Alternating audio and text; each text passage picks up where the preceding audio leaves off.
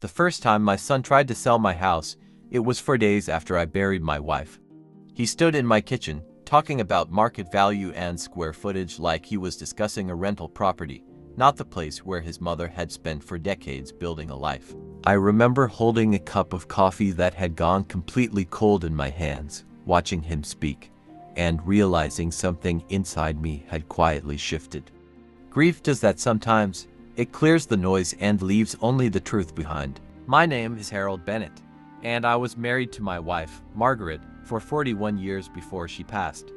She was 63, and even now I struggle to describe her without feeling like words fall short.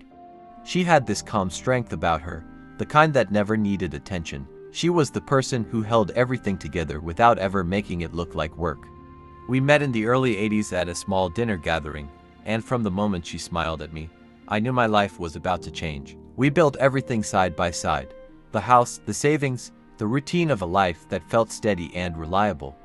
We had our son, Derek, a few years into our marriage, and later we helped raise my late brother's son, Ethan, who became just as much a part of our home. Margaret treated that boy like her own, never once making him feel like he was anything less than family. That was who she was. Quietly generous, endlessly capable, and always thinking ahead in ways I did not fully understand at the time. Years passed, and like many families, ours grew a little distant. Derek moved across the country with his wife, Lauren, and their visits became occasional. Holidays, birthdays, the usual. There was love there, I do not doubt that, but it was the kind of love that exists comfortably at a distance. Everything changed when Margaret got sick. Suddenly the calls came more often, and the visits became frequent. At the time, I thought it was concern. Looking back now, I realize it was something more complicated. Margaret declined faster than any of us expected. One day she was still managing the house, still smiling through her exhaustion, and the next it felt like time had simply run out. When she passed, it left a silence in the house that I still cannot fully explain. It was not just the absence of her voice. It was the absence of everything she held together. 4 days after her funeral, Derek stood in that same house and started talking about selling it. He said it was too big for me, too much maintenance, not practical for someone my age. He spoke like the decision had already been made. Lauren walked through the rooms with a notepad, writing things down as if she were preparing for a showing. I did not argue that night. I simply watched, listened, and let the moment settle. Over the next few weeks, the conversations became more direct.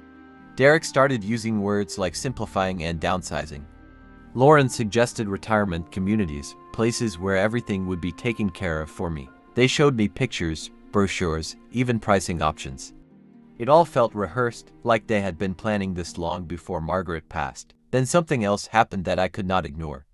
I noticed money missing from our joint account. At first, it was small amounts, easy to overlook if you were not paying close attention. But I had spent my entire career managing details, and something about it did not sit right with me. I checked the records, and what I found made my stomach tighten. The transfers were coming from Derek's location. I did not confront him immediately. Instead, I called Ethan. He had grown into a steady, thoughtful man, the kind you trust when things get complicated.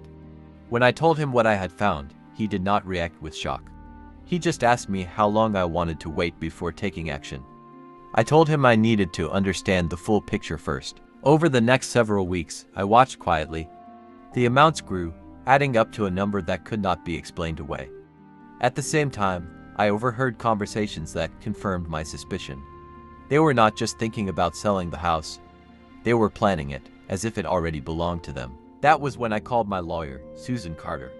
She had worked with us for years, and she knew Margaret well. After listening to everything I told her, she asked me a question that changed everything. She asked if I knew about the property Margaret had purchased a few years earlier. I remembered vaguely. Margaret had once mentioned finding a place somewhere far from the city, a place where she felt she could breathe. At the time, I thought it was just another one of her quiet dreams. I never realized she had actually acted on it. Susan explained that Margaret had bought a small home on several acres of land, paid in full, and registered entirely in her own name. She had updated her will before she passed, and everything had been carefully arranged. The property, along with her life insurance and other assets, had been left to me. Derek was not included. It took me a long time to process that. Not because of the money or the property, but because of what it meant. Margaret had seen something. She had understood something about our son that I had not been willing to see. And instead of confronting it, she had prepared for it. I did not tell Derek any of this right away. Instead, I made a series of quiet decisions. I changed the locks on the house. I removed his access from the bank account. I moved the remaining funds into an account under my sole name. Then, piece by piece, I began packing my life. Over the course of a few weeks, I relocated everything that mattered: personal items, documents, memories.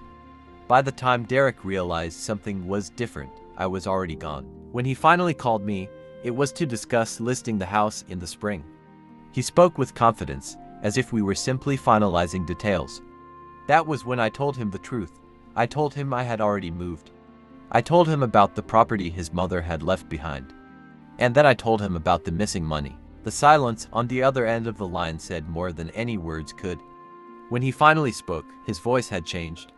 It was smaller, uncertain. He asked if his mother had known.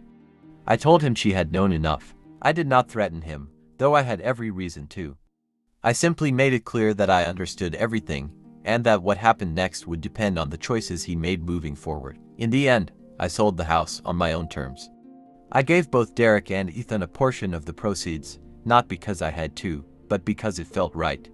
Derek apologized. Whether it came from guilt or genuine regret, I cannot say.